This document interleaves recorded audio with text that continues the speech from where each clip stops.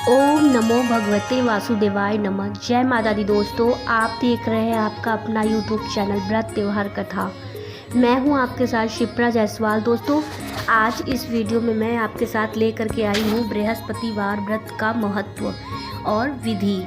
तो दोस्तों, बृहस्पति व्रत का महत्व, बृहस्पतिवार व्रत की विधि, किस रंग के कपड़े पहने, बृहस्पतिवार की पौराणिक व्रत कथा, गुरुवार व्रत आरती, श्री विष्णु चालीसा, गुरुवार का बृहस्पति पूजा मंत्र और गुरुवार व्रत उद्यापन विधि।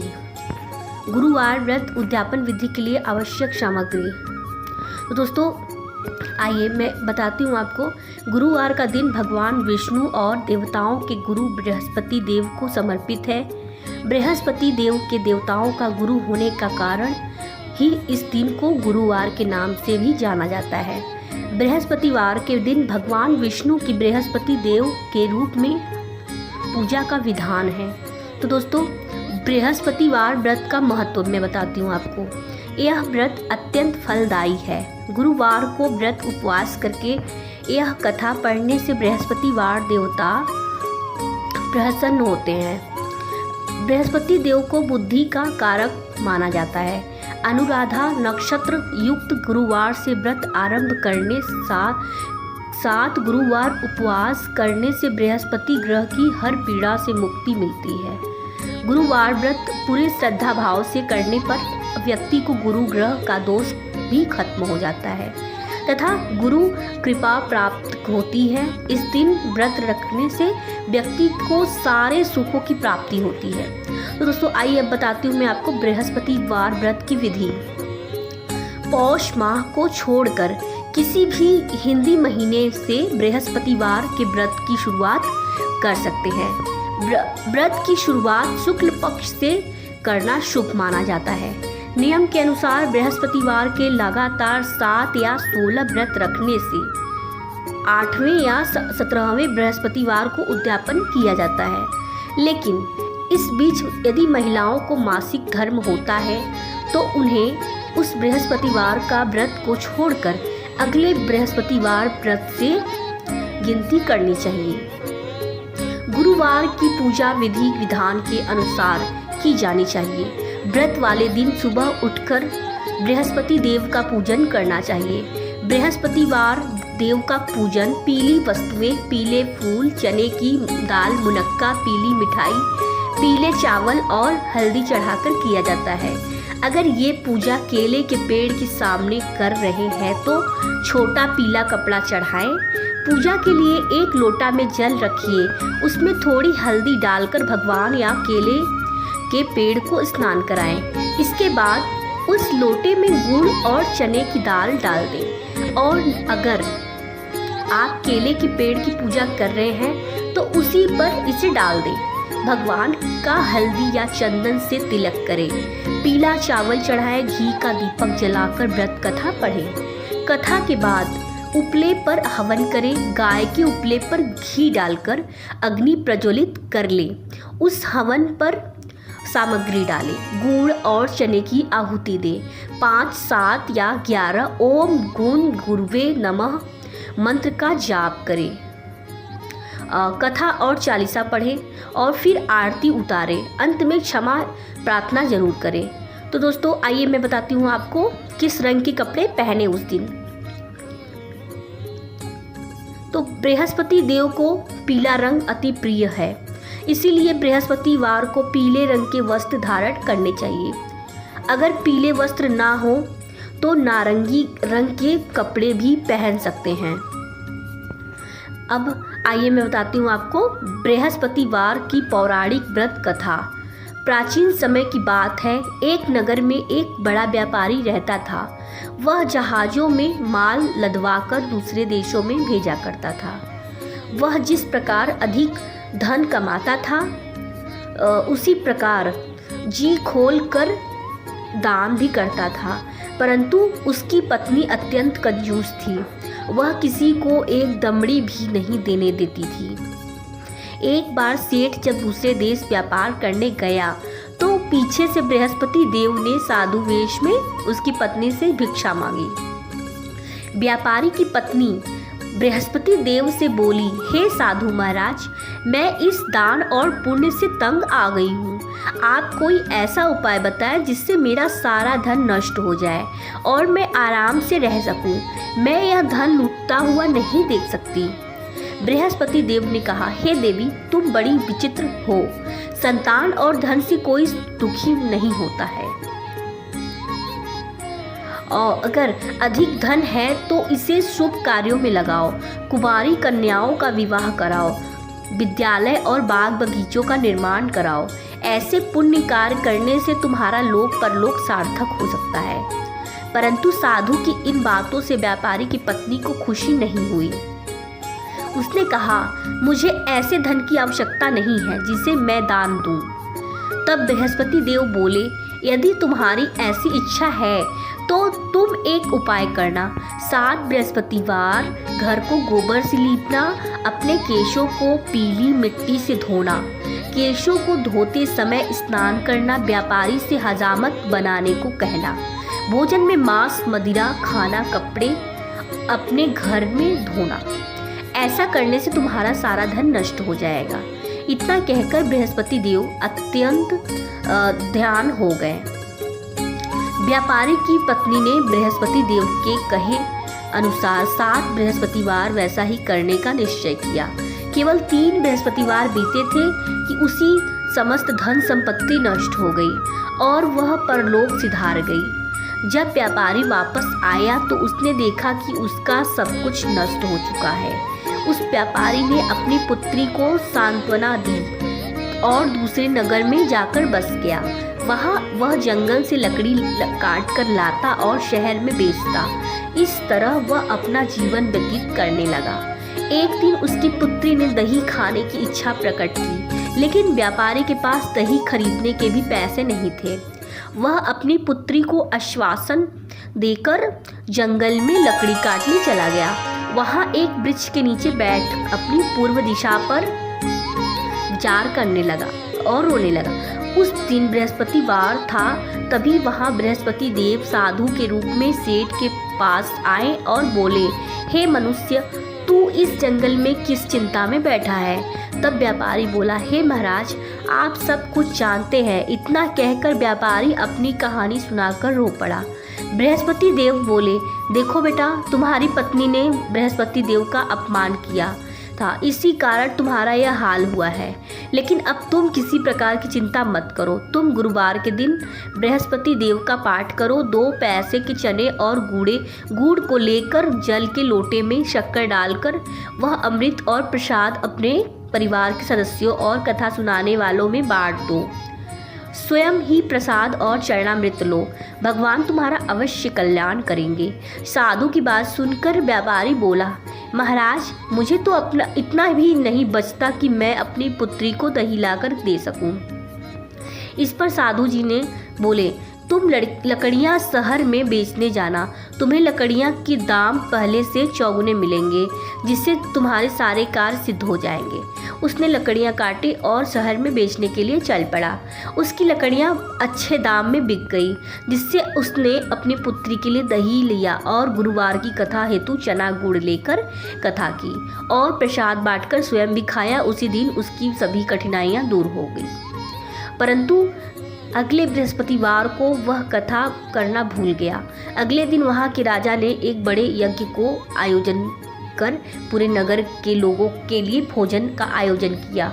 राजा की आज्ञा अनुसार पूरा नगर राजा के महल में भोज करने गया, लेकिन व्यापारी व उसकी पुत्री तनिक विलंब से पहुँचे। अतः उन दोनों को राजा ने महल में ले जाकर भोजन कराया। जब वे दोनों लौटकर आए तब रानी ने देखा कि उसकी खूंटी पर टंगा हार गायब है। रानी को व्यापारी और उसकी पुत्री पर संदेह हुआ कि उसका हार उन दोनों ने ही चुराया है। राजा की आज्ञा से उन दोनों को कारावास की कोठरी में कैद कर दिया गया।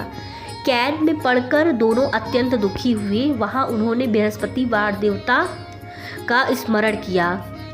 बृहस्पति देव ने प्रकट होकर व्यापारी को उसकी भूल का आभास कराया और उन्हें सलाह दी कि गुरुवार के दिन कैद खाने के दरवाजे पर तुम्हें 2 पैसे मिलेंगे।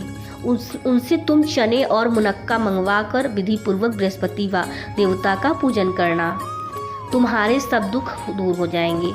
बृहस्पतिवार को कैद खाने के द्वार पर उन्हें 2 पैसे मिले। बाहर सड़क पर एक स्त्री जा रही थी। व्यापारी ने उसे बुलाकर गुड़ और चना लाने को कहा। इस पर वह स्त्री बोली, मैं अपनी बहू के लिए गहने लेने जा रही हूँ, मेरे पास समय नहीं है। इतना कहकर वह चली गई। थोड़ी देर बाद वहाँ से एक और स्त्री निकली। व्यापारी ने उसे बुलाकर कहा कि हे बहन, मुझे बृहस्पतिवार की कथा करनी है, तुम मुझे 2 पैसे का गुड़ चना ला कर दो। तो बृहस्पतिवार देव का नाम सुनकर वह स्त्री बोली, भाई मैं तुम्हें अभी गुड़ चना लाकर देती हूँ।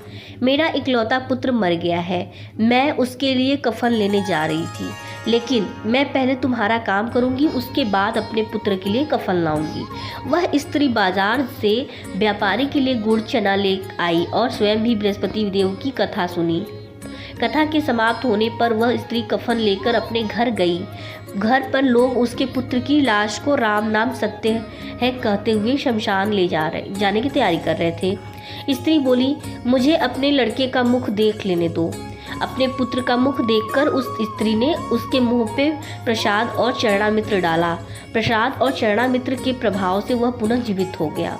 पहली स्त्री जिसने बृहस्पति देव का निरादर किया था, जब वह अपने पुत्र के विवाह हेतु पुत्र वधू के लिए गहने लेकर लौटी और जैसे ही उसका पुत्र घोड़ी पर बैठकर निकला, वैसे ही घोड़ी ने ऐसी उछाल मारी कि वह घोड़ी से गिरकर मर गया। यह देख स्त्री रो कर बृहस्पति देव से क्षमा याचना करने लगी। उस पुत्र की याचना से बृहस्पति देव साधु वेश में वहां पहुंचकर कहने लगे, देवी तुम्हें अधिक विलाप करने की आवश्यकता नहीं है, यह बृहस्पति देव का अनादर करने के कारण हुआ है। तुम वापस जाकर मेरे भक्त से क्षमा मांगकर कथा सुनो, तभी तुम्हारा मनोकामना पूर्ण होगी। जेल में जाकर उस स्त्री ने व्यापारी से माफ़ी मांगी और कथा सुनी। कथा के उपरांत वह प्रसाद और चरणामित्र लेकर अपने घर वापस गई। घर आकर उसने चरणामित्र अपने मृत पुत्र के मुख में डाला। चरणामित्र के प्रभाव से उसका पुत्र भी जीवित हो उठा। उसी रात बृहस्पति देव के राजा के सपने में आए और बोले, हे राजन, तूने जिस व्यापारी और उसके पुत्री को जेल में कैद कर रखा है वह बिल्कुल निर्दोष है। तुम्हारी रानी का हार वही खूंटी पर टंगा है। दिन निकला तो राजा रानी ने हार खूंटी पर लटका हुआ देखा। राजा ने उसी व्यापारी और उसकी पुत्री को रिहा कर दिया और उन्हें आधा राज्य देकर उसकी पुत्री का विवाह उच्च कुल में करवाकर दहेज में हीरे जवाहरात दिए। तो दोस्तों, उम्मीद करती हूँ कि आपको ये कहानी बहुत अच्छी लगी होगी। तो आइए दोस्तों, फिर थोड़ा बढ़ते हैं कि पूजन में निम्न 16 तरीके से विधि पूर्वक पूजन किया जाता है। तो कैसे किया जाता है तो मैं आपको बताऊंगी। उसके पहले मैं आपको बताऊंगी गुरुवार व्रत उद्यापन विधि। इस व्रत का उद्यापन करने के लिए सुबह समय से उठकर तैयार हो जाएं और पूजा घर में गंगा जल को छिड़क कर अच्छे से साफ कर लें। ध्यान रखें कि पीले वस्त्र ही पहने। पूजा घर को साफ करने के बाद या अलग से आसन लगाकर उस पर भगवान विष्णु की प्रतिमा को स्थापित करें। उसके बाद मंदिर या अपने घर के आसपास स्थित केले के पेड़ की पूजा अर्चना करें। जल चढ़ाकर दीपक जलाएं। फिर उसके बाद पूजन विधि से विष्णु जी का पूजन करें। अब घर आकर वहीं बैठकर कथा करें। उसके बाद प्रसाद लोगों में बांटे। उसके बाद श्री हरि के मंत्रों का उच्चारण करके यदि कोई गलती हुई हो तो उसके लिए माफ़ी मांगे। तो गुरुवार व्रत उद्यापन विधि के लिए आवश्यक सामग्री मैं आपको अभी बताती हूँ। धोती 1 जोड़ा, पीला कपड़ा 1.25 मीटर, जनेऊ 1 जोड़ा, चने की दाल 1.25 किलो, गुड़ 250 ग्राम, पीला फूल या फूल माला, दीपक 1, घी 250 ग्राम, धूप 1 पैकेट, हल्दी पाउडर 1 पैकेट, कपूर 1 पैकेट, सिंदूर 1 पैकेट, बेसन के लड्डू 1 किलो, सवा किलो बेसन के लड्डू, मुनक्का किशमिश 25 ग्राम, कलश 1, आम के पत्ते सुपारी, श्रीफल, पीला वस्त्र, केला, विष्णु भगवान की मूर्ति, केले का पेड़। तो ये है हमारी सामग्री हो गई। अब आते हैं किस तरीके से विधि पूर्वक पूजन किया जाता है। ध्यान, आह्वान मंत्रों और भाव द्वारा भगवान का ध्यान किया जाता है। आवाहन का अर्थ है पास लाना। इष्ट देवता को अपने सम्मुख या पास लाने के लिए आवाहन किया जाता है। इष्ट देवता से निवेदन किया जाता है कि वे हमारे सामने हमारे पास आए, कि वह हमारे इष्ट देवता की मूर्ति में वास करें तथा हमें आत्मिक बल एवं आध्यात्मिक शक्ति प्रदान करें, ताकि हम उनका आदरपूर्वक सत्कार करें। दूसरा, आसन। इष्ट देवता को आदर के साथ प्रार्थना करें कि वो आसन पे विराजमान होवे। तीसरा, पाद एवं अर्घ्य दोनों ही सम्मान सूचक है। भगवान के प्रकट होने पर उनके हाथ पांव धुलाकर आचमन कराकर स्नान कराते हैं। चौथा, अर्घ्य। अब अर्घ्य दोनों ही सम्मान सूचक है। भगवान के प्रकट होने पर उनके हाथ पांव धुलाकर आचमन कराकर स्नान कराते हैं। पांचवा, आचमन। आचमन यानी कि मन, कर्म और वचन से शुद्धि आचमन का अर्थ है। अंजलि में जल लेकर पीना यह शुद्धि के लिए किया जाता है। आचमन 3 बार किया जाता है, इससे मन की शुद्धि होती है। छठा है स्नान। इष्ट देवता ईश्वर को शुद्ध जल से स्नान कराया जाता है। एक तरह से यह ईश्वर का स्वागत सत्कार होता है। जल में स्नान के उपरांत भगवान को पंचामृत स्नान कराया जाता है। सातवां है वस्त्र। वस्त्र, ईश्वर को स्नान के बाद वस्त्र चढ़ाए जाते हैं। ऐसा भाव रखा जाता है कि हम ईश्वर को अपने हाथों से वस्त्र अर्पण कर रहे हैं या पहना रहे हैं। यह ईश्वर की सेवा है। आठवां है यज्ञोपवीत। यज्ञोपवीत का अर्थ जनेऊ होता है, भगवान को समर्पित किया जाता है।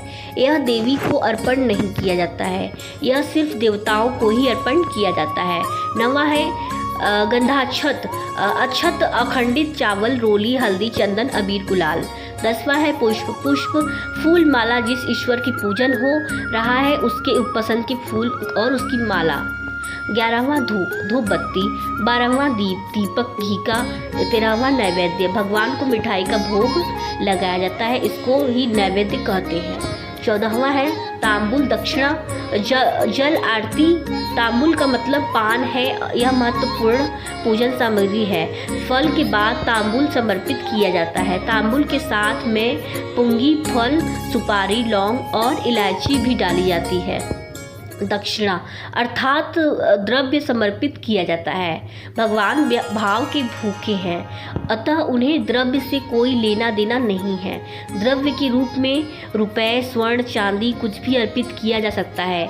आरती पूजा के अंत में धूप, दीप, कपूर से ही की जाती है, उसके बिना पूजा अधूरी मानी जाती है। आरती में 1, 3, 5, 7 यानी विषम पत्तियों वाला दीपक प्रयोग किया जाता है। 15वां मंत्र पुष्पांजलि। मंत्र पुष्पांजलि मंत्रों द्वारा हाथों में फूल लेकर भगवान को पुष्प समर्पित किए जाते हैं तथा प्रार्थना की जाती है। भाव यह है कि इन पुष्पों की सुगंध की तरह हमारा यश सब दूर फैले तथा हम प्रसन्नतापूर्वक जीवन बिताएं। 16वां है प्रदक्षिणा नमस्कार स्तुति। प्रदक्षिणा का अर्थ है परिक्रमा। आरती के उपरांत भगवान की परिक्रमा की जाती है। परिक्रमा हमेशा क्लॉकवाइज सूर्य या घड़ी की चाल अनुसार करनी चाहिए। स्तुति में क्षमा प्रार्थना करते हैं। क्षमा मांगने का आशय है कि हमसे कुछ भूल गलती हो गई हो तो आप हमारे अपराध को क्षमा करें। इस तरह पूजन करने से भगवान अति प्रसन्न होते हैं और अपने भक्तों की हर मुराद पूरी करते हैं। तो दोस्तों, अगर आप वीडियो पर नए हैं तो हमारे चैनल को फटाफट आप लोग सब्सक्राइब कर लीजिए और बेल आइकन को ज़रूर प्रेस करें ताकि हमारा नेक्स्ट वीडियो जब भी हम अपलोड करें तो आप तक पहुंच सके। और दोस्तों, वीडियो को लाइक, कमेंट, शेयर करना ना भूलें और अपने दोस्तों एवं परिवारों को ज़रूर शेयर करें। तो मिलते हैं दोस्तों नेक्स्ट वीडियो में, तब तक के लिए आप लोग बने रहिएगा मेरे चैनल पर। धन्यवाद दोस्तों। जय माता दी। हर हर महादेव।